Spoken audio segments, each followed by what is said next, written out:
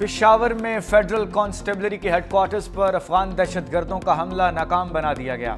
खुदकुश हमलावर ने मरकजी गेट से अंदर घुसने की कोशिश की, रोके जाने पर खुद को धमाके से उड़ा लिया। बमबार के दो साथी फायरिंग करते हुए अंदर दाखिल हुए। फायरिंग के नतीजे में 3 FC एहलकार शहीद हो गए। सिक्योरिटी फोर्सेस ने अंदर मौजूद दोनों हमलावरों को हलाक कर दिया। तीनों दहशतगर्दों का ताल्लुक अफगानिस्तान से था। दहशतगर्दों से 2 खुदकुश जैकेट्स और 8 हैंड ग्रेनेड बरामद हुए। धमाके से करीबी इमारतों के शीशे टूट गए। आईदी खैबर पख्तूनख्वा ने खुदकुश हमले की तस्दीक करते हुए बताया कि फायरिंग के तबादले में दोनों खारजियों को हलाक कर दिया गया।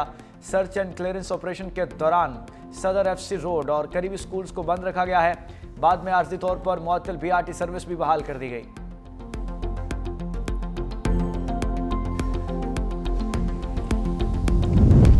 पेशावर खुदकुश हमले में शहीद होने वाले 3 FC एहलकारों की नमाज जनाजा अदा कर दी गई। नमाज जनाजा में गवर्नर, वज़ीर आला खैबर पख्तूनख्वा और कोर कमांडर पेशावर भी शरीक हुए।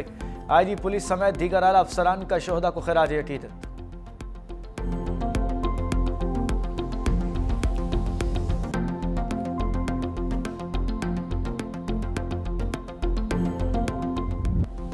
चादर ओढ़े खुदकुश हमलावर पैदल सुनहरी मस्जिद रोड से FC हेडक्वार्टर के मरकजी गेट के सामने पहुंचा और खुद को धमाके से उड़ा लिया। फेडरल कांस्टेबली हेडक्वार्टर्स पर हमले की इब्तदाई रिपोर्ट तैयार। मरकजी गेट को कोई नुकसान नहीं हुआ। फौरी कार्रवाई में शलवार कमीज पहने 2 दीगर हमलावर साइड गेट से अंदर दाखिल हुए।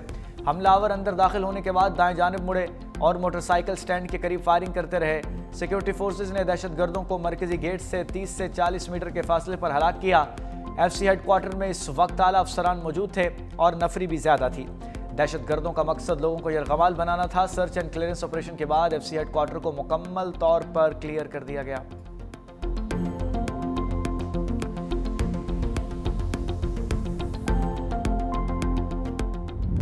FC हेडक्वार्टर्स पर खुदकुश हमला नाकाम बनाने वाले कौम के सपूतों को सलाम। हवलदार आलिम ज़ेब, सिपाही रियासत, सिपाही अल्ताफ ने जान देकर खवारिज का मज़मूम मंसूबा नाकाम बनाया। दहशतगर्दों के हमले के दौरान बहादुरी से मुकाबला करते हुए जख्मी सिपाही अरशद, सिपाही अताउल्लाह, सिपाही इरफान लेडी रीडिंग अस्पताल में ज़ेर इलाज हैं। CCPO पेशावर मियां सईद अहमद ऑपरेशन को लीड करते हुए FC हेडक्वार्टर्स के अंदर मौजूद रहे।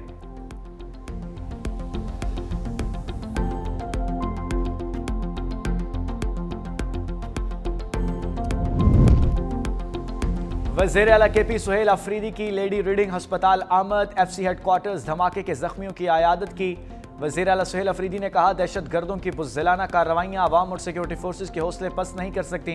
अस्पताल में जख्मियों की आयादत की और सिक्योरिटी के हवाले से मुतल्लिका इदारों से ब्रीफिंग की। वज़ीर आला ने बताया कि पुलिस और CTD के लिए जदीद हथियार खरीदे जा रहे हैं और CTD को बुलेट प्रूफ गाड़ियाँ फराहम की जा चुकी हैं, जबकि मजीद गाड़ियाँ भी खरीदने का अमल जारी है।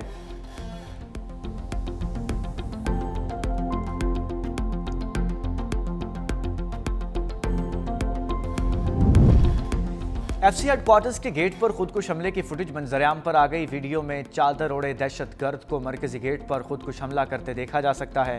धमाके के बाद भगदड़ मच गई।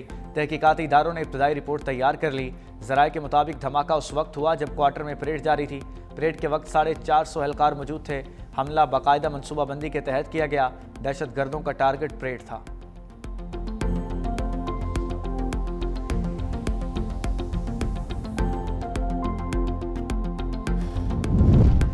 सदर मुमलिकत आसिफ अली जरदारी और वज़ीर आज़म शहबाज शरीफ की पेशावर में फेडरल कांस्टेबलरी हेडक्वार्टर्स पर खुदकुश हमले की मजम्मत। वफाकी वज़ीर दाखिला मोहसिन नकवी का फितना अल खवारिज का हमला नाकाम बनाने पर फेडरल कांस्टेबलरी के जवानों को खिराज तहसीन। वज़ीर आज़म ने कहा, सिक्योरिटी फोर्सेज की बरवक्त कार्रवाई की बदौलत बड़े नुकसान से बच गए। मुल्क की सालमियत पर हमला करने वाले दहशतगर्दों के मज़मूम जाम को खाक में मिला देंगे। सदर आसिफ अली जरदारी ने बुज़दिलाना कार्रवाई को मुल्क के अमन, इस्तेहकाम और बहादुर सिक्योरिटी फोर्सेज के हौसले को कमज़ोर करने की नाकाम कोशिश करार दे दिया। वज़ीर दाखिला मोहसिन नकवी का जाम शहादत नोश करने वाले जवानों को खिराज अकीदत।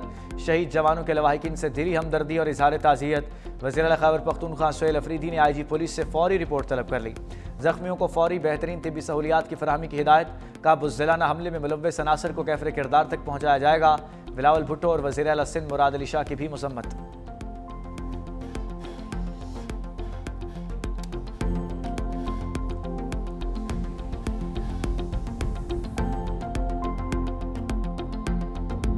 ज़िमनी इंतखाबात का मेला मुस्लिम लीग नून ने लूट लिया। कौमी असम्बली के 6 हलकों में नून लीग का क्लीन स्वीप। पंजाब असम्बली के 7 में से 6 नशिस्तों पर मैदान मार लिया। NA-18 हरीपुर में बड़ा अपसेट। PTI की हिमायत याफ्ता आज़ाद उम्मीदवार शहरनाज उमर अयूब को 43,000 से जायद वोटों से शिकस्त। मुस्लिम लीग नून के उम्मीदवार बाबर नवाज 1,63,000 से जायद वोट लेकर कामयाब। NA-129 लाहौर का इंतखाबी मार्का नून लीग के हाफिज नुमान ने मारा। 63,411 वोट लेकर सबसे आगे रहे। NA-185 डेरा गाजी खान में नून लीग के उम्मीदवार महमूद कादिर खान ने 82,000 से जायद वोट लेकर कामयाबी हासिल की। NA-143 साहिवाल की सीट पर मुस्लिम लीग नून के मोहम्मद तुफैल जट 1,36,223 वोट लेकर कामयाब। NA-104 फैसलाबाद में नून लीग के अहमद दानियाल 52,791 वोट लेकर फातेह। फैसलाबाद के ही दूसरे हल्के NA-96 से मुस्लिम लीग नून के बिलाल बदर 93,000 से जायद वोट लेकर जीत गए।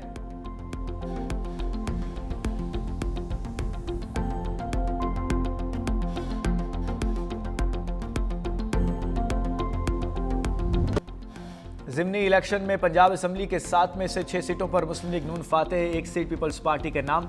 PP 87 मियांवाली में मुस्लिम लीग नून के उम्मीदवार अली हैदर नूर खान न्याजी 67,896 वोट लेकर कामयाब हुए।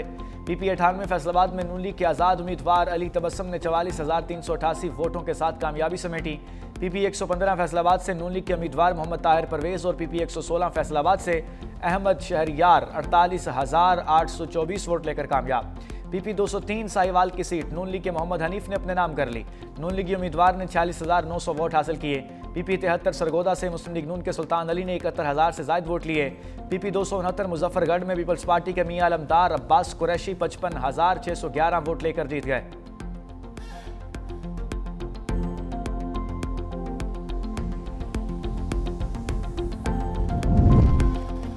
वज़ीर-ए-आज़म शहबाज शरीफ से सुबुकदोश होने वाले chairman joint chiefs of staff committee general Sahir Shamshad Mirza की अलविदाई मुलाकात।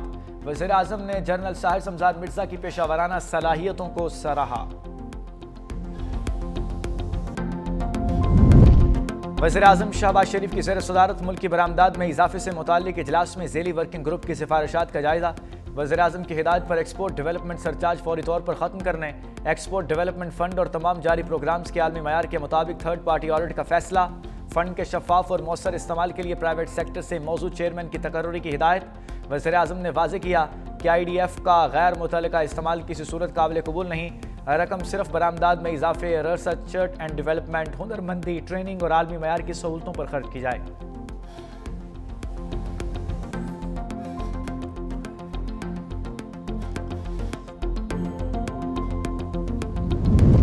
वज़ीर दाखिला की कतर के वज़ीर दाखिला शेख खलीफा बिन हम से अहम मुलाकात।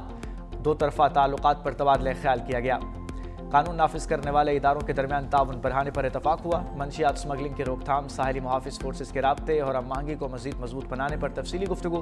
कतरी वज़ीर दाखिला की पाकिस्तान के साथ मुकम्मल ताउन की यकीन दहानी। इस्लामाबाद में जदीद फायरिंग रेंज के क़याम में मुआवनत पर वज़ीर दाखिला ने कतर का शुक्रिया अदा किया। कतरी वज़ीर दाखिला की जल्द पाकिस्तान आमद भी मुतवक्के।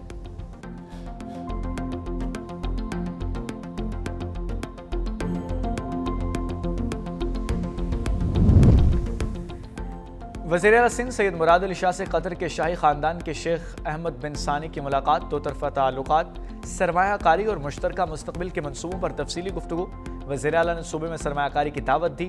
शेख अहमद बिन सानी का ज़रई शोबे और वाटर मैनेजमेंट में गहरी दिलचस्पी का इजहार। कतर और सिंध का आला सतह रवाबत और तकनीकी टीमों की फॉलो अप मीटिंग्स पर इतफाक। सरमायाकारी मनसूबों को हतमी शक्ल देने के लिए कतरी सरमायाकार जल्द सिंध का दौरा करेंगे।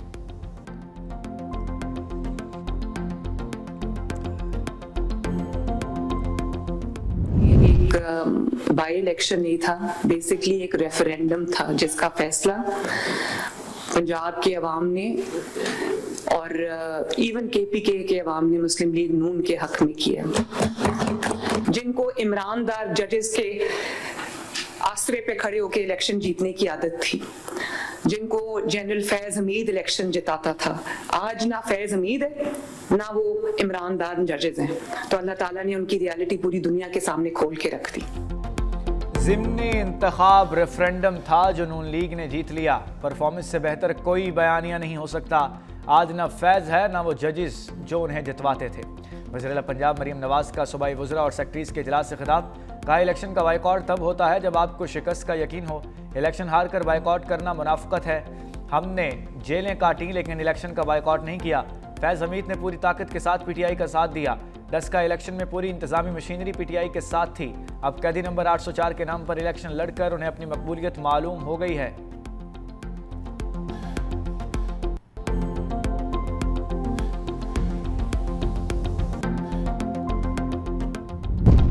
विफाकी आईनी अदालत का चारों सूबों में रजिस्ट्रियां कायम करने का फैसला। आईनी अदालत में वीडियो लिंक सहूलत फराहम करने का भी फैसला। जस्टिस आमिर फारूक ने कहा कि सूबों में आईनी अदालत की रजिस्ट्रियां कायम करने के लिए अभी ट्रांजिशन का मरहले में है। आईनी अदालत की प्रिंसिपल सीट से रजिस्ट्रियों में वीडियो लिंक की सहूलत भी दी जाएगी। दूसरी जानिब विफाकी आईनी अदालत में सर्दियों की तातीलात का नोटिफिकेशन भी जारी कर दिया गया। आईनी अदालत 22 दिसंबर 2025 से जनवरी 2026 तक बंद रहेगी। छुट्टियों के दौरान आईनी अदालत के दफातर खुले रहेंगे। आईनी अदालत तातीलात के दौरान अर्जेंट और दीगर फिक्स मुकदमात की समाअत करेगी।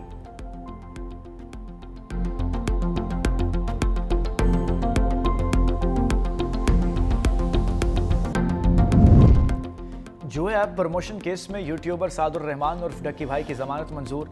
लाहौर हाई कोर्ट के जस्टिस शहराम सरवर चौधरी ने डक्की भाई की दरखास्त जमानत पर समाअत की। मुलजिम के खिलाफ NCCIA ने मुकदमा दर्ज किया है।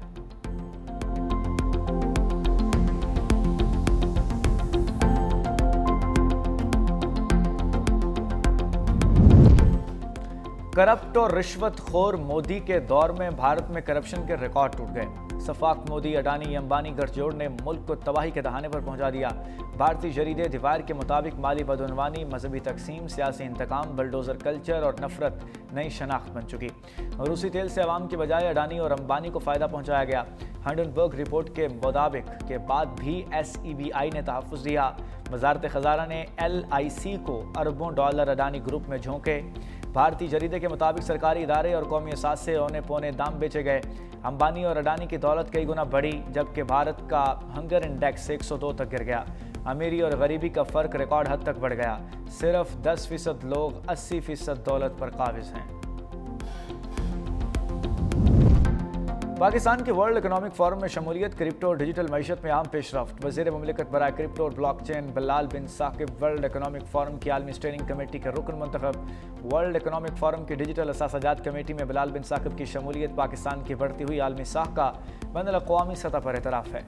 आलमी फोरम्स पर पाकिस्तान की डिजिटल फाइनेंस पॉलिसी भी नुमाया।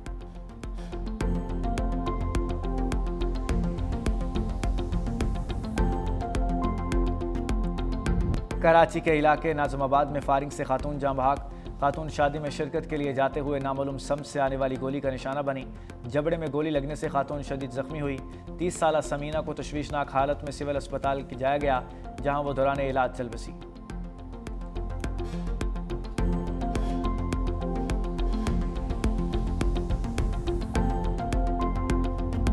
ट्रंप की एक बार फिर साबिक सदर जो बाइडन पर लफ्ज़ी वार कहा। उस वक्त अमेरिका और यूक्रेन की लीडरशिप मजबूत होती तो यूक्रेन जंग न होती। जंग सोए हुए बाइडन के दौर में शुरू हुई और बढ़ती गई। मैं सदर होता तो प्यूटन कभी भी यूक्रेन पर हमला नहीं करता। यूक्रेन की लीडरशिप ने अमेरिका की कोशिशों पर कोई शुक्रगुजारी नहीं दिखाई। यूरोप अब भी रूसी तेल खरीद रहा है।